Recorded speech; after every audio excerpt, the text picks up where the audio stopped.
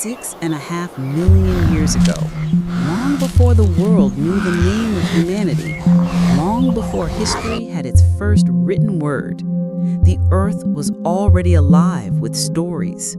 Stories not written in ink, but carved into stone, whispered through the wind, and carried within the fragile bones of those who came before us.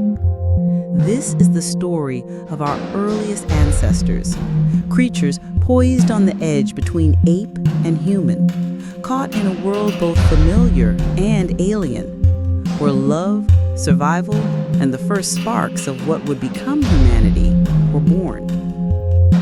The land itself was raw and untamed.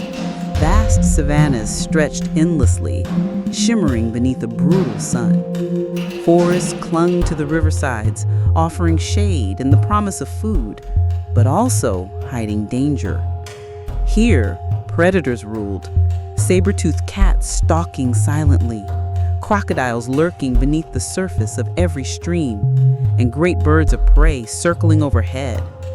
It was a world where every step was a gamble between life and death. Yet in this unforgiving landscape, the ancestors of humankind dared to exist. They were small by our standards, no taller than a modern child. Their faces still bore the mark of the ape, with heavy brows and projecting jaws. But there was something different.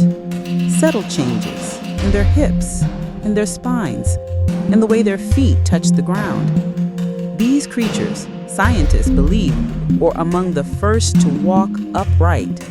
Not always, not perfectly, but enough to change the course of history. Walking on two legs freed their hands, and with free hands came possibility. The chance to carry food, to hold tools, to reach for one another in moments of comfort and fear. In this world, love was not a luxury, it was survival. The bonds between individuals were fragile lifelines against the vast indifference of nature. A mother cradling her infant was not only nurturing the future, but guarding the fragile thread of continuity for the species. A pair of mates sitting together beneath the fading light of dusk shared more than companionship. They shared protection, warmth, and the beginnings of something profoundly human, emotional connection. We may never know the names of these early beings, nor hear their voices, but their story is written in every bone fragment dug from the earth, and every fossilized footprint pressed into ancient mud. One such footprint, discovered in East Africa, shows the unmistakable impression of a creature walking upright, step after step, across a soft lakeshore. That silent journey, frozen in time, tells us more about love and endurance than any words ever could. For where there is walking together, there is community. And where there is community, there is the seed of humanity. The nights were long and perilous. When the sun dipped below the horizon, the air cooled and the calls of predators echoed across the plains. Huddled together, our ancestors sought safety in numbers. They likely built simple nests in trees, just as some great apes still do today, weaving branches into crude shelters that kept them above the reach of prowling beasts. Within those nests, mothers rocked their young, mates pressed against one another for warmth, and the fragile sense of us began to grow. But life was never gentle.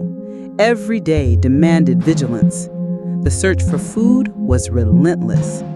Roots and tubers dug from the earth, nuts cracked open with stones, berries gathered from thorny bushes. Occasionally, the precious prize of meat, scavenged from the kill of a lion or hyena, would provide the nutrients necessary for survival. Yet even this was dangerous. Approaching a carcass meant risking an encounter with predators unwilling to share. It required courage, strategy, and perhaps for the first time, cooperation. It is here that love and survival intertwined most powerfully. To scavenge one had to trust another to keep watch. To nurture a child, one had to rely on the support of the group. And in this way, affection and reliance became not only emotions, but evolutionary tools. Those who bonded, who cared, who shared, stood a better chance of survival than those who lived alone. Love, then, was not a weakness. It was an adaptation. The landscape itself shaped these ancestors. Periods of drought dried rivers to cracked earth, forcing groups to travel further in search of food. In such moments, the instinct to care for the weak became a test. Do you leave behind the infant too frail to walk, the elder too slow to keep pace? Or do you carry them despite the cost? Fossil evidence suggests that sometimes, against all odds, they carried. A healed arm bone here, a mended fracture there, signs that individuals once injured were cared for until they recovered. Compassion, then, was not born yesterday. It has been with us for millions of years. Imagine for a moment the first spark of affection between two beings 6.5 million years ago. Perhaps it was as simple as the grooming of fur, fingers patiently pulling away ticks beneath the shade of a tree. Perhaps it was in the sharing of food, one hand passing a piece of fruit to another. Or perhaps it was in the desperate clutch of hands when danger approached. These gestures, small and fleeting, were the beginning of something eternal, the knowledge that life is better endured together than alone. And yet tragedy was never far away. The savannas claimed lives as quickly as they gave sustenance. A mother might lose her child to a predator in the blink of an eye. A mate might vanish on the hunt and never return. The cries of grief, though we cannot hear them, must have echoed across the plains. For in their grief, too, we see the mirror of ourselves. The capacity to mourn, to feel loss, is inseparable from the capacity to love. Both are deeply, painfully human. Through every hardship, these ancestors persevered. Their love was not romantic as we understand it, but it was real. It was the bond that made them face the dangers of each day together. This is why we exist. Every one of us alive today carries within our DNA the echoes of those ancient choices, those fragile bonds of trust and care that allowed our species to rise. 6.6 million years ago, they could not know what they were beginning. They could not imagine that their survival, their courage, their affection would one day give birth to art, to music, to language, to all the wonders of civilization.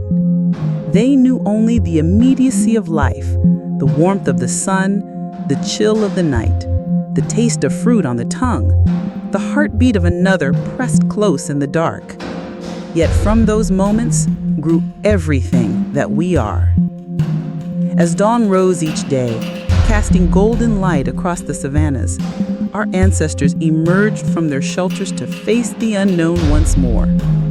Each step they took across the grasslands was a step toward the future, though they could not see it. Each act of care, each gesture of love was a thread woven into the great tapestry of humanity. And though they are long gone, their story remains alive in us.